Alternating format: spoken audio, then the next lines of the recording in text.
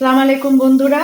তো আমি আজকে দেখুন একটা এই যে সুন্দর ফ্রেশ তাজা ফুলকপি নিয়েছি। তো এটা দিয়ে আমি সুন্দর রেসিপি বানাবো। তো আপনারা আমার সঙ্গে থাকুন, তো ভিডিওটা দেখতে থাকুন আমি কিভাবে বানাই। তার জন্য আমি ফুলকপিটাকে আগে ভালো করে টুকরো করে কেটে পরিষ্কার করে ধুয়ে নেব। তো এইভাবে আমি ফুলকপিগুলোকে ছোট ছোট করে আকারে কেটে নিয়েছি। তো এটা আমি এবারে পাত্রের মধ্যে নিয়ে নেব, নিয়ে আমি ভালো করে পরিষ্কার করে ধুয়ে নেব।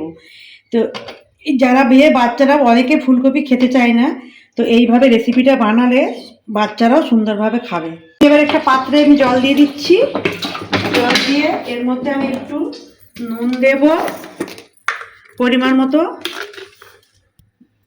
নুন দিয়ে আমি এই কেটে ধুয়ে রাখা কপিগুলো এর মধ্যে আমি দিয়ে দেবো, দিয়ে আমি 80% সিদ্ধ করে নেব। তো দেখো আমার এই যে ফুলকপিটা আমার 80%-এর বেশি একটু সিদ্ধ হয়ে গেছে। এবার আমি গ্যাসটা বন্ধ করে দেব, দিয়ে আমি এই ফুলকপিগুলো এক এক করে পানি থেকে তুলে আমি একটা ছাঁকনিতে ছেঁকে নেব। আমি এই যে ফুলকপিটা সিদ্ধ করে আমি পানি ঝাড়িয়ে নিয়েছি, এরপরে এরকম ম্যাশ করে নেব। আপনাদের কাছে এরকম ম্যাশে এরকম না থাকলে আপনারা হাত দিয়েও করতে পারেন। তো এটা আমার হয়ে গেছে।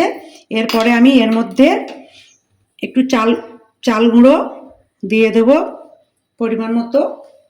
আর এখানে যে দেখুন আমি এই যে ধনে পাতা কুচি নিয়েছি, এই যে পেঁয়াজ কুচি, লঙ্কা কুচি, 1 চামচ নুন, হাফ চামচ জিরে গুঁড়ো, হাফ চামচ ধনে পাউডার, গরম মশলার গুঁড়ো হাফ চামচ, হলুদ গুঁড়ো হাফ চামচ, কাশ্মীরি লঙ্কার গুঁড়ো 1 চামচ, আমি সব একত্রে এগুলোকে এর মধ্যে সব দিয়ে দেব।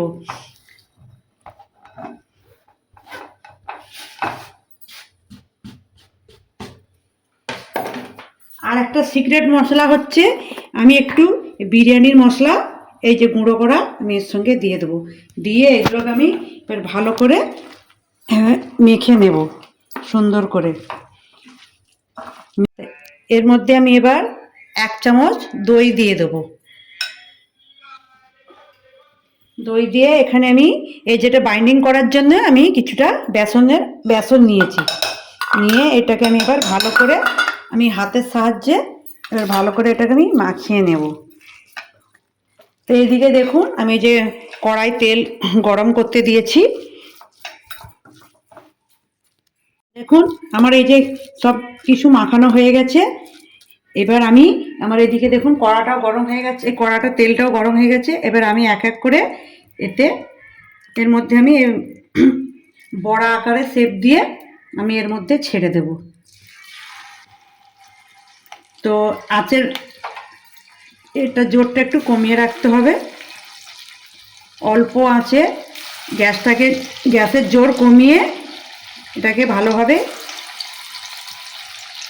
এপিট ওপিট করে ভেজে নিতে হবে।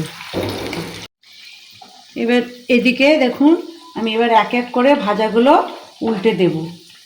তো আপনারা সবসময় খেয়াল রাখবেন গ্যাসটা জোরটা একটু কমিয়ে কমিয়ে লাল করে ভাজার, তবে খাস্তা মুচমুচে হবে।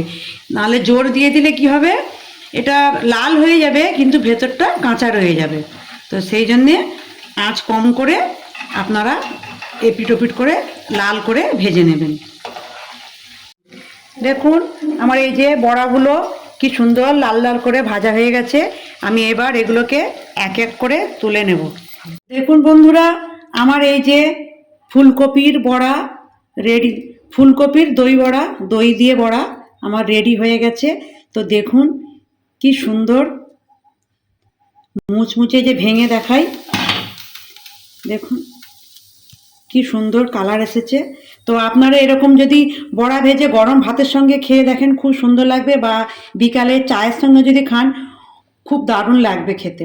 তো আমার এই ভিডিওটা কেমন লাগলো, যদি আপনাদের ভালো লেগে থাকে তো অবশ্যই আপনারা, যদি ফেসবুকে দেখে থাকেন তো পেজটাকে ফলো করবেন, আর যদি ইউটিউবে দেখে থাকেন তাহলে আমার চ্যানেলটাকে সাবস্ক্রাইব করবেন। ধন্যবাদ।